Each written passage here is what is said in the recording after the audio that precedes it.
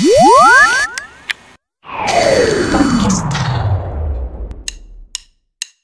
assalamualaikum sobat RTV. Nah, kali ini spesial banget karena kita kedatangan pantomime ya, seorang pantomime. Waduh, ya, waduh, keren banget nih, seru banget nih kayaknya studio kita kali ini karena kedatangan seniman. Halo Mas. Loh, oh iya, dia kan pantomime. Dia nggak bisa ngomong ya? Oh, jadi nggak bisa ngomong ya? Harus dia.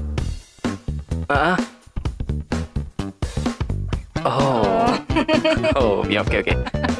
Oke, kita maafkan deh. Oke deh, aduh. Kayak gimana ya? Enaknya gimana nih? Dia nggak bisa ngobrol. Sedangkan kita harus tanya-tanya dia ya kan? Iya, kayaknya kita nggak dapet apa deh nanti ini. Tapi, nggak ngerti nih. Ya udah dengerin yang lain tuh kan. Buka dulu dong. Dia nggak denger tuh. Loh, buka. Oke. Nah, gitu kita kan. makan dulu ini. Biar gitu.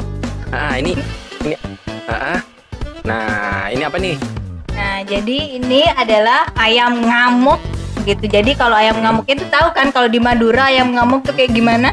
Ngamuk itu bahasa Madura ya, berarti marah kayak gitu ya? Iya, benar, marah gitu. Kenapa nih kok bisa ngamuk? Karena ngamuknya di sini adalah ini adalah ekstra pedas kayak Pedas. gitu. Kebetulan yang saya pegang ini ayam ngamuk yang sambelnya ini sampai ke daging-dagingnya. Wow.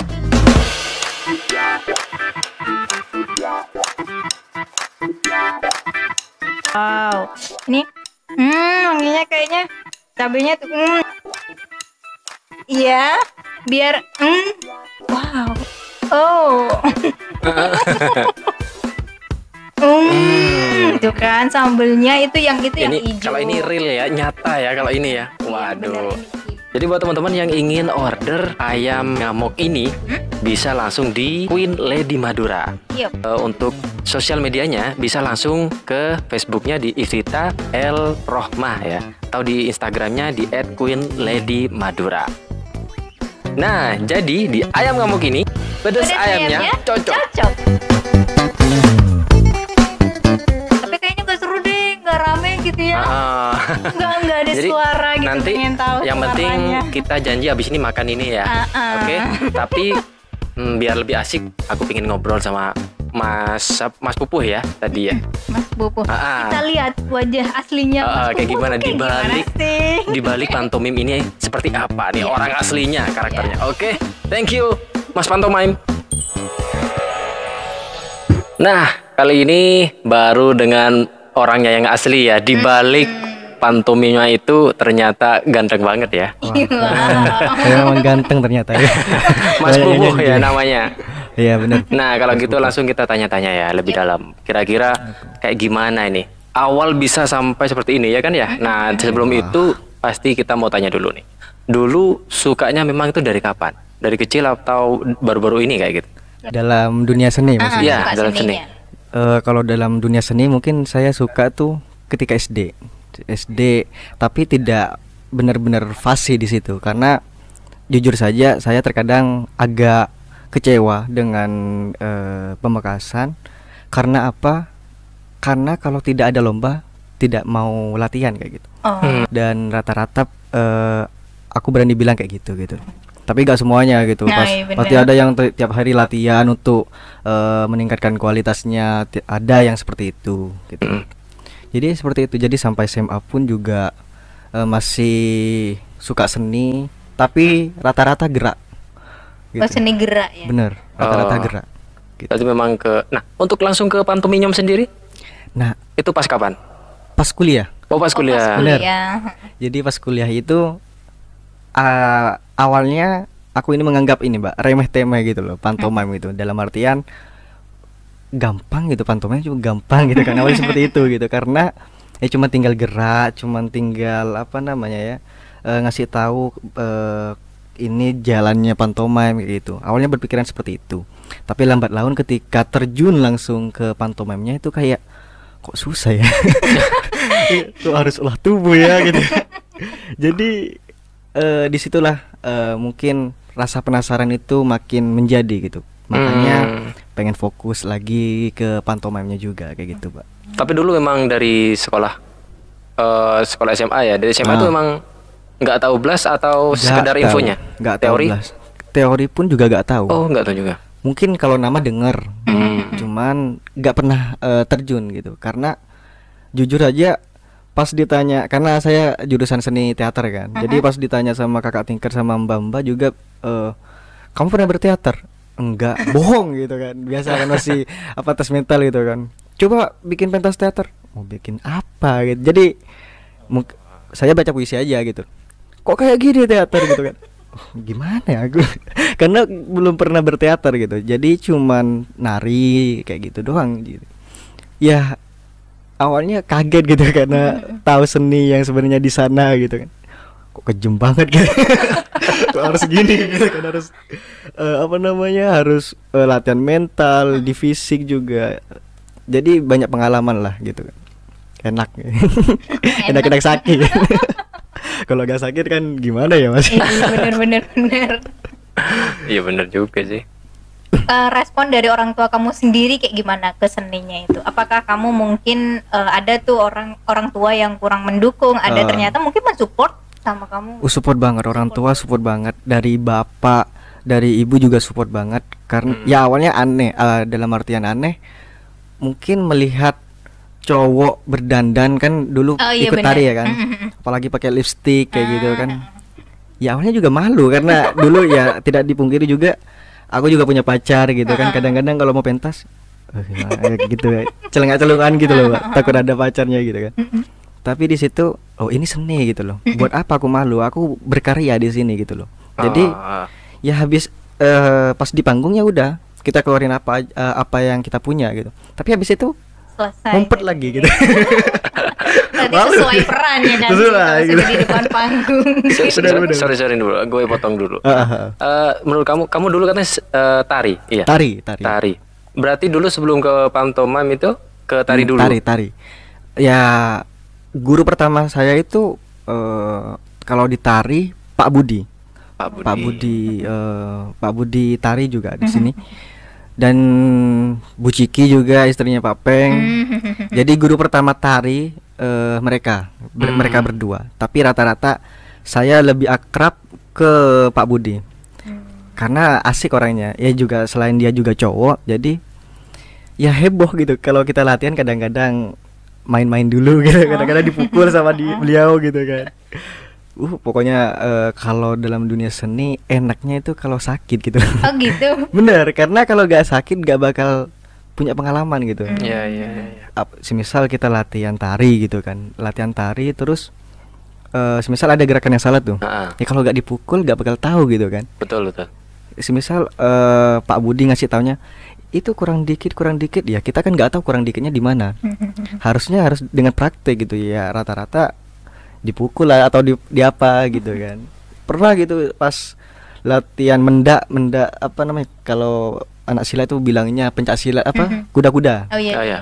Kuda-kuda teratai lah dan segala macamnya, kurang ke bawah tuh. Karena belajar topeng getak kan dulu itu kan. Kurang turun gimana? Pada di belakang langsung Kak Budi itu nepok punggung langsung gini. Jadi langsung sigap gitu. Jadi ini hasilnya tepukan. Tepukan Ada tepukan hasil. sayang lah ya. Tuhan sayang. Bisa juga Langsung ya. refleks ya. Bener, perubahannya. langsung sigap lah gitu kan. Takut juga salah juga kan, karena berkarya seni itu pun harus berlandaskan kebenaran, bukan keindahan. Iya, banyak orang indah harus dilebih-lebihkan, banyak orang seperti itu. Cuman menurut saya berkarya harus dengan landasan kebenaran gitu. Estetik itu biar jadi biasan aja dari suatu kebenaran, menurutku seperti itu gitu loh. Keren bahasanya ya. Orang seni bahasanya keren. Seniawan katanya. Kamu lebih ke itu ya, kalau disuruh milih lebih suka tari atau pantomime? Kalau boleh milih pantomime. Lebih Pantomime sekarang jatuh cintanya sudah. Jatuh cintanya pantomime karena apa ya namanya? Kalau tari sebenarnya tari juga hampir sama dengan pantomime gitu kan. Di situ bercerita juga gitu. Dalam artian tari pun ada ceritanya, ada konsepannya gitu. Misal mau bercerita tentang topeng getak kayak gitu kan, pasti bercerita. pantomim pun juga bercerita gitu. Cuman asiknya pantomim itu kan gak ada properti gitu kan. Kita meminimalisir artistik yang sifatnya itu kayak properti, hand prop kayak gitu, kayak apa namanya, kayak background. Gitu. Itu diminimalisir gitu. Kalau gak perlu gak usah. Jadi awal pertama bener kan? Iya bener, simple kan itu. Bener. Jadi pas awal bikin pantomim itu, pentas pantomim itu diisi kan, acara BEM itu kan, acara pentas kolaborasi. Di situ bingung mau ngapain gitu kan. Dalam artian aku gak pernah bikin pentas pantomim. Di situ hanya berdua karena perjurusan harus nyetor, setidaknya ada yang nampilin lah gitu. Jadi di Fakultas Seni Pertunjukan itu setidaknya perjurusan nampilin. Waktu itu mau bikin teater dengan setengah bulan nggak mungkin gitu. Dalam teater tuh bikinnya berbulan-bulan gitu. Tapi kadang-kadang orang kan cuma lihat hasilnya gitu kan. Itu yang kadang-kadang saya agak, buat apa kita latihan berbulan-bulan gitu. Tapi di situ nikmatnya gitu loh. Nah, habis itu bikinlah kita berdua gitu. Aku sama Alip gitu. Yuk Lip, kita pentas lah, pentas pantomim gitu kan. Loh, aku gak tahu dan segala macam. Aku juga gak tahu gitu. Tapi kalau kita bilang gak tahu terus tanpa melakukan, kan kita bener-bener gak tahu, kita plong gitu kan. Mauku tuh ada kritikan di situ karena abang-abang dan mbak-mbak di sana baik-baik banget gitu.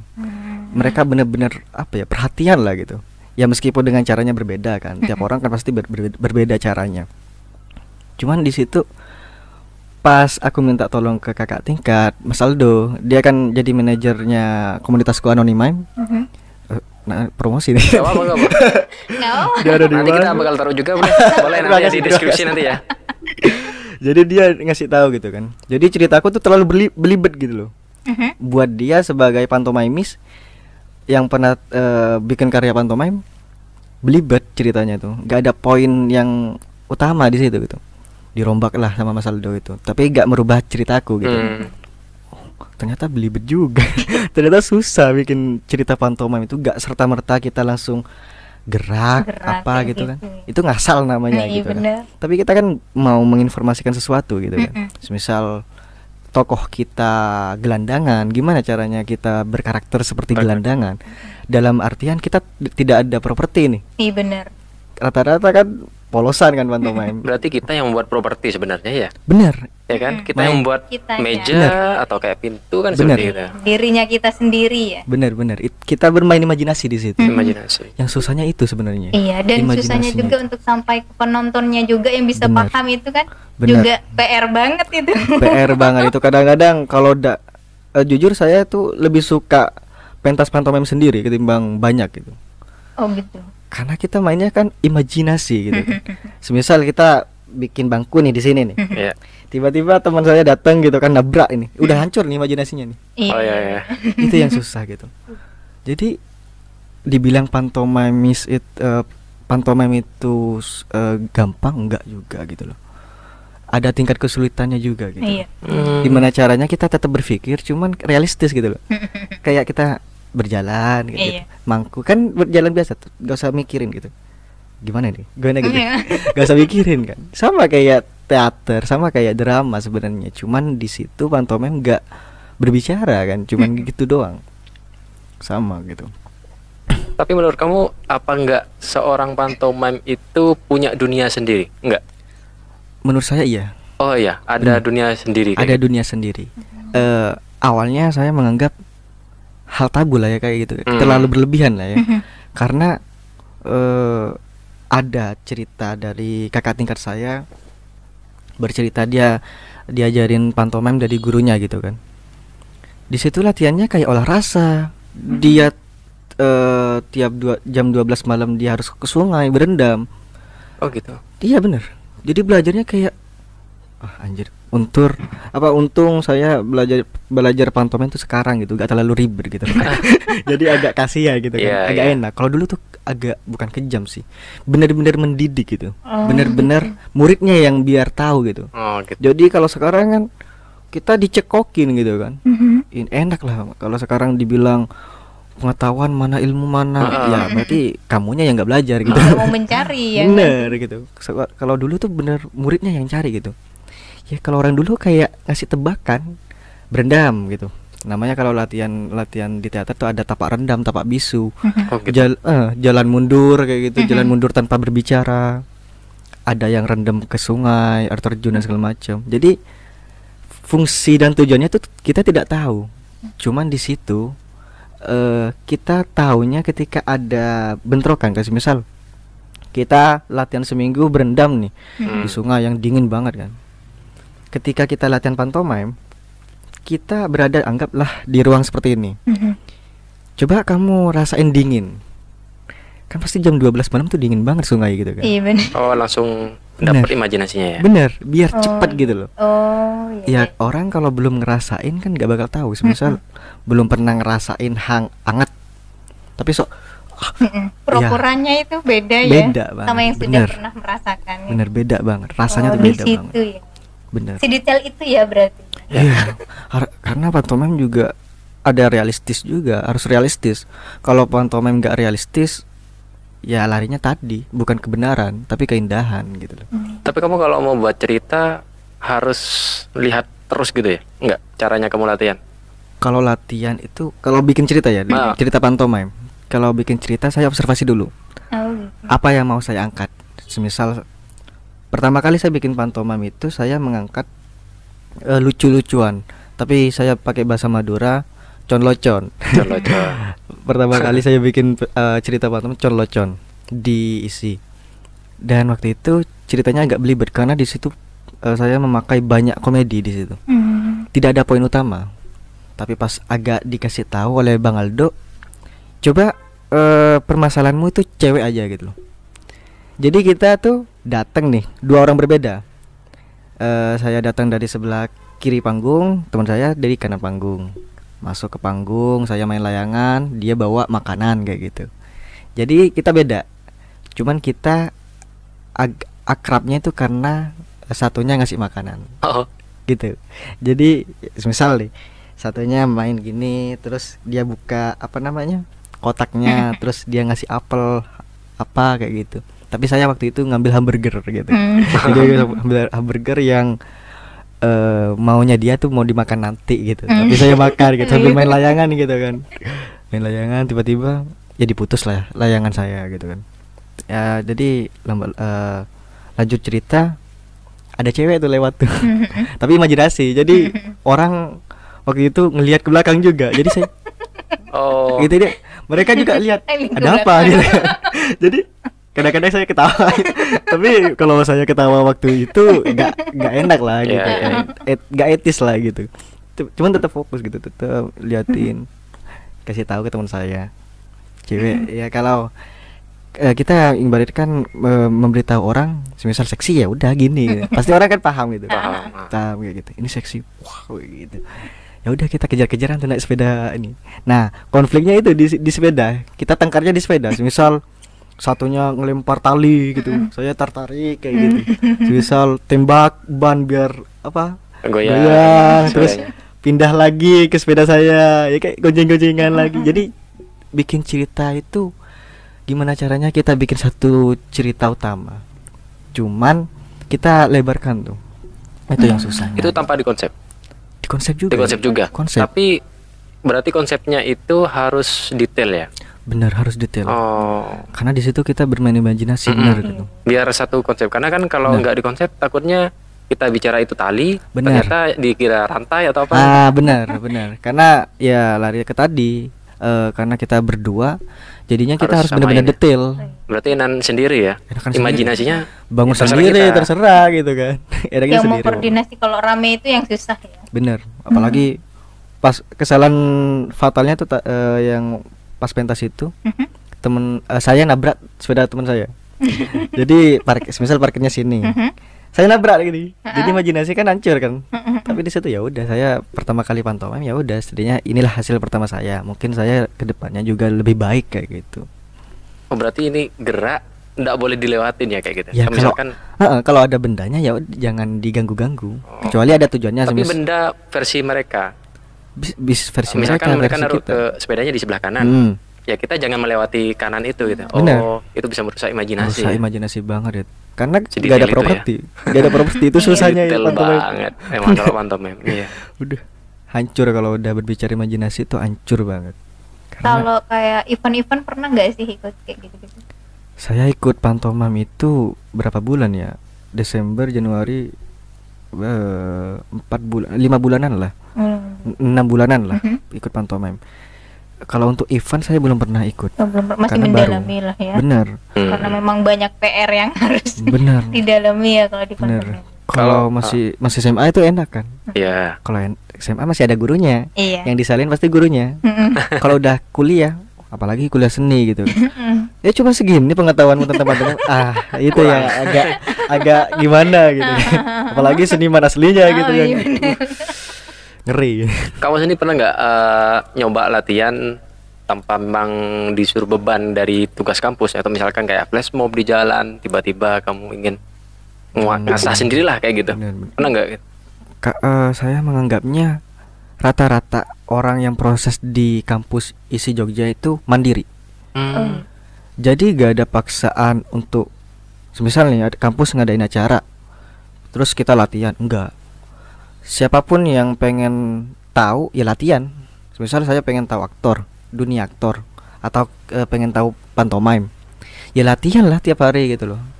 Ngajak kakak-kakak yang lebih tahu gimana caranya olah tubuh yang bener, gimana caranya kita menghafal dialog yang bener, gimana caranya kita membedah naskah yang bener. Gak mungkin kakak-kakak dan mbak-mbak bakal pelit ke kita, gak mungkin.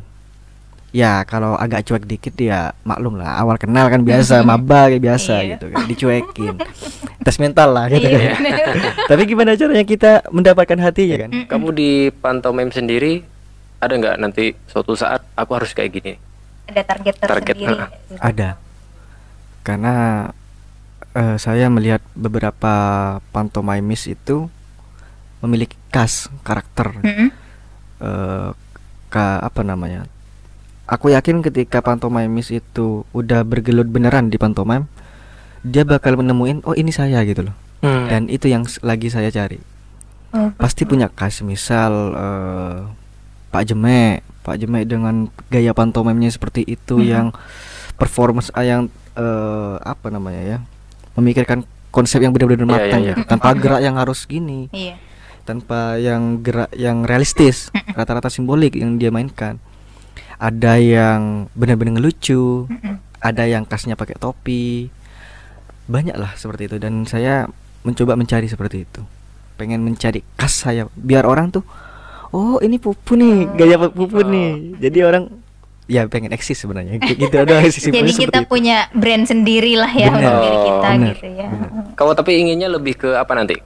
Lebih ke lucu atau sebenarnya rencananya inginnya seperti gimana?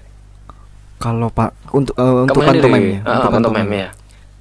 Aku pengennya agak komedi, tapi di situ juga aku juga suka tentang tragedi juga. Cuman ya karena pantomim juga masih dipandang sama masyarakat tentang lucu, ya udah aku pengen bergelut dengan kelucuan di situ. Ya.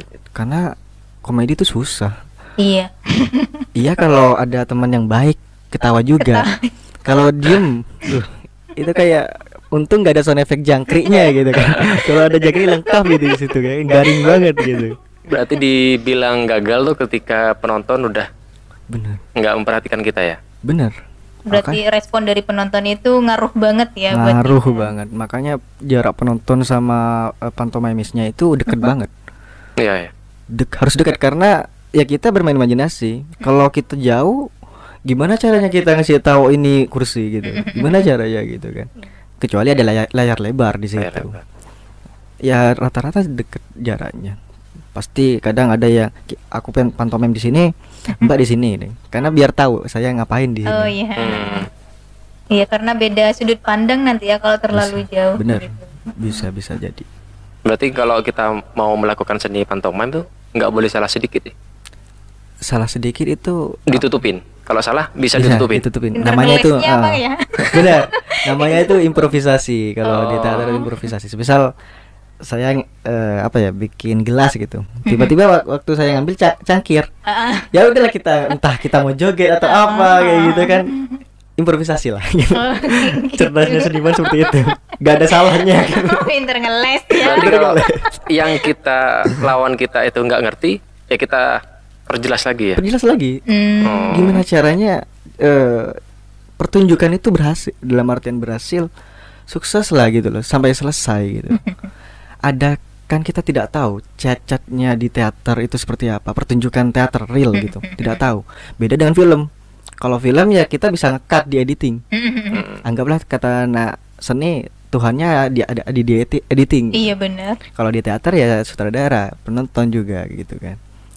Makanya kalau pas pentas tidak ada toleransi lagi. Kalau untuk pentas beneran ya, real kita menonton di panggung gitu. Jadi kalau salah ya udah improvisasi. Jalan keluarnya. Kalau di film editing, kita nge-cut lah, kita retake lagi lah kayak gitu. Enaknya seperti itu kalau film. Kalau dalam pentas langsung nggak ada ini, harus benar-benar cerdas lah di situ. Harus benar-benar cerdas. Iya, berarti memang harus detail ya, harus tahu apa yang ingin kita gambarkan tuh harus tahu sedetailnya ya. Iya. Bentuknya misalkan kayak gini ya. Ya kita harus tahu nih bentuknya, lekukannya di mana kayak gitu. Bener. Ya. Sampai beratnya pun harus tahu.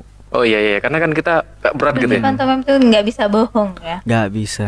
Kelihatan kalau bangun misal Jujur berarti dong. Jujur kan. Wah, kita ngangkat barbel 5 kilo Jujur. gitu kan. Ngangkat barbel 5 kilo. Gini bawahnya. Gini. Apa ya? Ngangkat apa sih gitu kan. Nanti jadi pertanyaannya seperti itu. Oh. Ngangkat apa gitu kan. Jadi benar-benar harus detail, benar. Karena imajinasi yang kita pakai bukan properti. Ya otomatis kita harus tahu berat, bentuk, karakter apa yang kita perankan kayak gitu. Tokoh tua pun juga kita harus detail. Iya. Meskipun semisal nanti di make up kita tua, tapi kita gak berlagak tua, gini tegap. Oh iya. Kan tua rata-rata agak bungkuk Agak lah. bungkuk. Meskipun orangnya atletis juga agak Ada- bungkuk. ada Gini masanya. kayak bener kayak gitu. Harus benar Oh. detail. Pantomim itu biasanya kan ada kayak make up putih-putih gitu kan. Nah, itu kamu tahu dari nge-make upnya tuh belajar atau memang harus ada rumusnya, oh harus seperti ini nih, harus memang warna putih gitu. Banyak yang menanyakan khususnya kepada orang pantomim tuh kenapa sih harus putih gitu Iya ya. gitu, kok nggak full color gitu kan. Eyeshadow. Iya, biar kayak karnaval gitu kan. Jadi gini, pantomim dulu itu sebenarnya pantomim itu udah dulu kesenian yang udah dulu.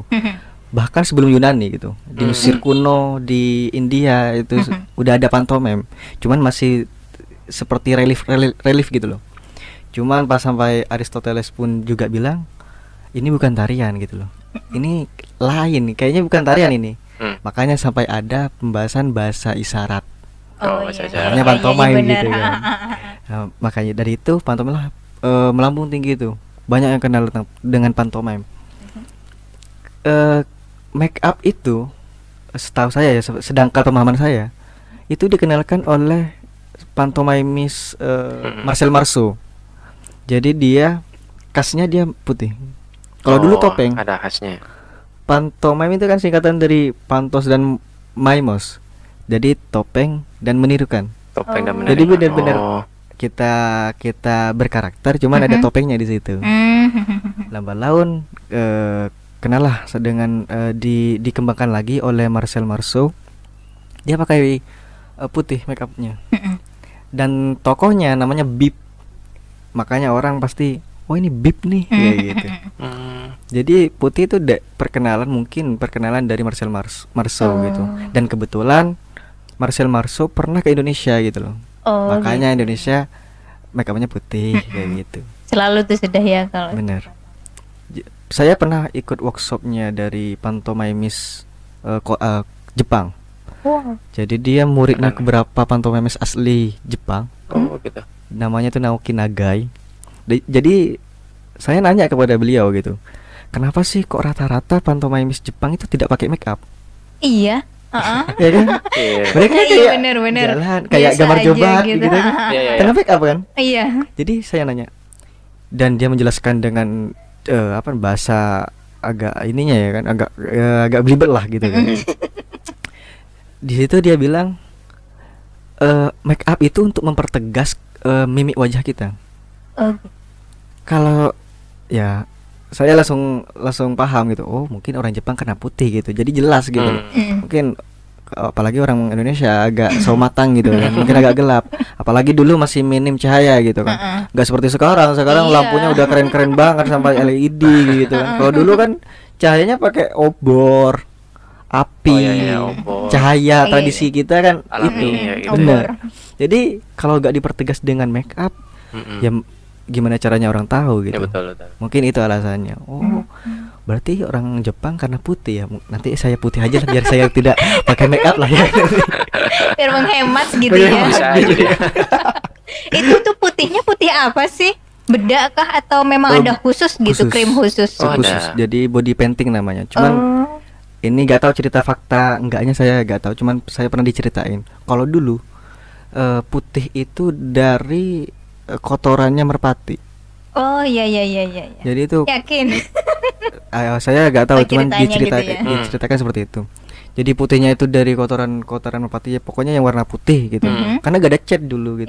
Cat itu murni alami gitu loh. Apa yang berwarna darah jadi lipstick kayak gitu. Hitam apa ya? Anggap kata orang Madura celak lah ya gitu kan. Arang itu bisa jadi untuk mempertegas alis kayak gitu. Kalau dulu katanya alami, kalau sekarang kan agak modern lah ya. Jadi masa orang sekarang mau pakai kotoran lah ya gitu. Jadi pakai body painting kayak gitu. Pakai body painting lah, lipstick kayak gitu. Kamu ini berarti sering latihan, itu pasti ada komunitas ya di kampusmu ya? Ada. Mungkin bisa dong sambil kasih tahu buat teman-teman, mungkin ada yang ingin tahu biar bisa kayak Kak Pupu ini gimana kayak gitu, nggak apa? Di mana tuh nanti ceknya? Mungkin ini ya langsung cek di IG-nya juga, dan cek IG-nya Anonymem Yogyakarta. Dan Wah. juga ada channel YouTube-nya juga. Boleh. Channel YouTube-nya Anonymem Yogyakarta juga. Jadi di situ kita komunitas baru, cuman kita benar-benar booming di situ. Baru tapi kita bisa kenal dengan Rumah Pantomime Jogja, Mas Broto yang punya bengkel main. Jadi kita banyak kenal lah gitu. Iya. Baru-baru tapi agak ini lah. Agak cabai rawit lah ya. Iya. Kalau di Pamekasan sendiri kamu pernah nggak sih ketemu sama orang-orang yang juga suka pantomime kayak gitu-gitu?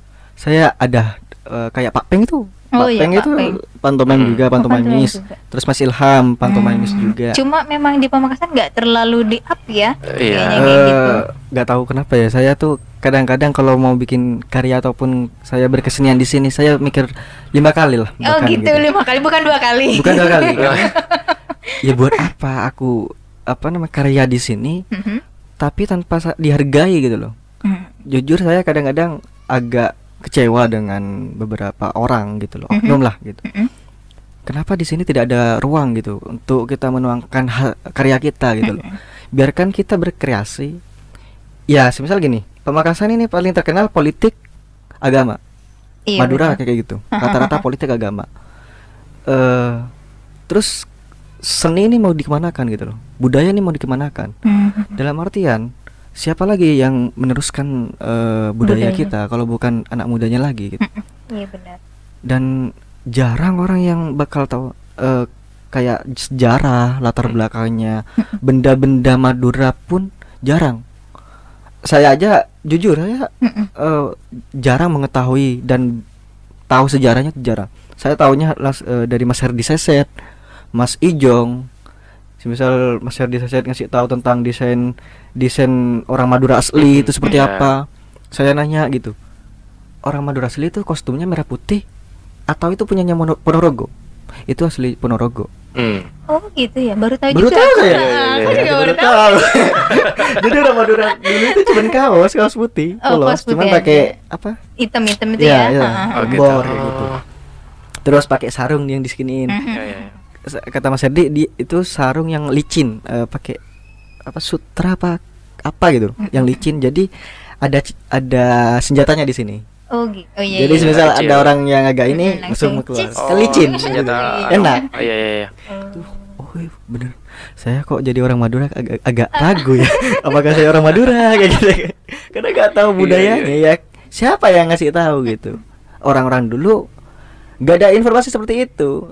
Rata-rata kayak di publik poster-poster itu cuman kayak politik, banner-banner tentang politik, tentang agama. Kita butuh seni, itu butuh gitu loh. Sebelum, pokoknya seni itu butuh lah menurut saya, sebagai seniman lah gitu, butuh banget. Jadi semoga setelah dari sini ada pihak-pihak yang mendengarkan ya, dan harapannya kan boleh kan berharap. Berharap gak apa-apa meskipun tidak didengarkan gitu kan. Dan semoga setelah ini kita ada wadah lah ya untuk seni pantomime di Pamekasan, jadi biar bisa muncul lah dari kota kita ya. Benar, biar kita juga bisa bersaing dengan apa namanya ya, orang luar gitu loh. Waktu saya collab itu collab latih sama Mas Herdi, Mas Ijong, Mbak Elin dan beberapa krunya. Saya minta pendapat dengan orang-orang Jogja gitu loh. Dia fokusnya di film gitu. Dan mereka bilang, wow, orang Madura bisa bikin seperti ini ya. Iya, aku juga lu pas lihat videonya, keren banget. Aku nggak berpikir itu orang Madura yang buat. Makanya kita sebagai orang Madura sebenarnya bisa bikin karya apapun gitu. Bisa. Cuman jujur di sini gak ada ruang. Kenapa seniman-seniman Madura tuh rata-rata keluar? Ya buat apa kayak saya berkarya di tempat saya kalau saya gak dihargain gitu. Nggak ada reward ya, padahal butuh reward aja gitu, nggak usah bayaran sih sebenarnya. Gak usah pujian lah, setidaknya kita kasih ruang lah gitu loh. Ruang lah kayak gitu. Pujian itu bullshit buat seniman tuh bullshit karena apa namanya, pujian itu harus kita telaah lagi. Pujian untuk menjatuhkan atau bikin kita semangat gitu. Pujian tuh banyak kayak gitu kan. Iya benar. Karena sebenarnya orang seni itu ingin menghibur ya kan. Benar. Bukan kita butuh hiburan, kita butuh cuman kita memberikan lah kayak gitu ya. Iya. Memberikan kepada masyarakat. Hiburan kayak gitu. Ya rata-rata ya kembali lagi kebenaran yang harus seniman harus fokus di kebenaran. Ya nggak tahu kenapa kadang-kadang saya tuh agak risih dengan beberapa orang yang mengaku seniman, tapi kenapa ya kok pikirannya selalu selalu materi gitu loh. Padahal ketika saya kenalan dengan seniman Jogja, seniman asli gitu kan, kadang-kadang mereka berkarya itu tanpa budget gitu loh. Bayangin coba, mereka karya yang keren aja kadang-kadang tanpa budget, kecuali ada kontrak, kecuali seperti itu. Berarti nggak harus duit dong. Jadi semisal nih kita bikin karya apa gitu, pentas di area Lancor lah gitu kan, nggak perlu duit pun juga bisa kalau tujuan kita berkarya gitu loh. Itu yang saya sayangkan, beberapa orang hanya memikirnya duit gitu loh. Ya benar, saya juga gak bisa bullshit, saya juga butuh duit, cuman ada kalanya lah gitu. Ada kalanya kita menghasilkan sebuah karya, karena karya yang bagus nanti ya itu juga mendatangkan duit lah kayak gitu ya. Oh ini bagus gitu ya kan, pasti diundang lagi ya. Kayak gitu. Jadi kita berkarya dulu lah, baru nanti menikmati hasilnya kayak gitu. Makanya ada statement yang mengatakan bahwa bikin karya itu jangan perhitungan gitu loh. Dalam artian jangan pernah perhitungan, tapi dapat diperhitungkan. Ya jangan hitung-hitungan lah kalau kita bikin karya gitu. Kalau bisa lah ya. Kalau benar-benar gak mampu, ya udah kamu butuh apa, misal makan, minum, ya udah minta. Kita kan proses kreatif gitu, kekeluargaan gitu. Ya biarkan orang yang menilai, wah keren nih gitu loh. Siapa tahu ada produser yang nonton gitu, semisal nonton podcast kita langsung disponsori brand ambassador gitu ya. gitu. Jadi ya udah, kita gak usah perhitungkan, gak usah hitung-hitungan lah ya. Yang penting kita karya dulu, kita bikin dulu, kita buktiin kalau kita punya ini gitu loh. Ya di situ mungkin orang bakal menganggap keren gitu loh. Udah. Ada nggak harapan kamu buat yang satu passion lah dengan kamu nih? Mungkin bisa disampaikan nih. Harapanku sih buat seniman-seniman dimanapun, berkaryalah dengan kebenaran gitu loh. Dalam artian kita berkarya jangan karena keindahan, karena ketika kita berkarya atas landasan keindahan bukan kebenaran, itu lain visinya nanti. Kalau kita udah bener nih, misal kita bikin teater atau kita bikin cerita pantomime, kalau kita informasinya bener tanpa ada hoax di situ, enak, akan menimbulkan estetik tersendiri di situ. Iya, benar. Jadi ketika kita ditanya oleh kritikus ataupun orang yang mau menanya kepada kita, oh ini ada datanya, Ya. kita agak sembarangan. Nggak asal-asalan ya Bener berarti. di situ. Yang penting bener aja lah dulu. Berarti Keren. jujur ya. Jujur lah, Seni gitu itu loh. harus jujur memang. Sesekali gitu jujur lah ya. Meskipun kita manusia gak bisa mungkiri gitu. Kadang-kadang kan kita bohong gitu kan. Nah, kalau gitu banyak banget informasi yang bisa kita dapatkan kali ini. Waduh, banyak sekali ilmu, bahkan kita bisa tambah ilmu ya soal seni, Iya. apalagi seni pantomime. Nah, dari Mas Pupunya ini yang lebih ahli. Dan buat teman-teman yang punya satu passion, bisa nanti hubungi dia langsung ya. Dan buat teman-teman semuanya, mungkin kita harus lebih ke apa ya, jangan melihat hasilnya, tapi kita hargai usaha dan prosesnya Nah, mereka ya, dalam berkarya, ya enggak sih? Bener. Apa sih susahnya hanya mengapresiasi gitu betul. loh kan, Bener. nggak keluarin duit banyak kok. Iya. Kita cukup wah keren kayak gitu aja tuh udah kita tuh ngerasa Ada itu yang terbayar. ngehargain. Iya, Kayak bener. gitu Jadi, aja sih sebenarnya ya. Bener. Jadi dari situ kita, para seniman-seniman itu bisa nggak tenggelam ya kan? Iya. Bisa muncul lagi, bisa berkarya lagi, nggak malas untuk berkarya kayak gitu. Iya. Biar tetap semangat gitu ya. Oke, terima kasih buat Mas Pupu Oh, ya, udah terima kasih hadir. juga buat Mas Randy dan Mbak Astri. Terima Oke, kasih, Mbak. semoga terus berkarya ya, jangan patah Amin. semangat untuk Semoga membangun. sukses. Siapa tahu nanti setelah dari sini ternyata dapat berita, oh Pupu di sini Wah, ya, pantomimnya. Diundang lagi di podcast ini gitu kan. Amin amin. Itu tuh pernah tuh di RTV tuh. Oh iya, diundang lagi nanti ke sini. Saya datang lagi ke sini Pak, ya. Siap siap. Oke, thank you ya udah Oke, datang. oke, terima Dan buat motivasinya juga, thank you. Dan terima kasih buat Sobat Artif yang udah nonton. Thank you buat semuanya. Wassalamualaikum warahmatullahi wabarakatuh.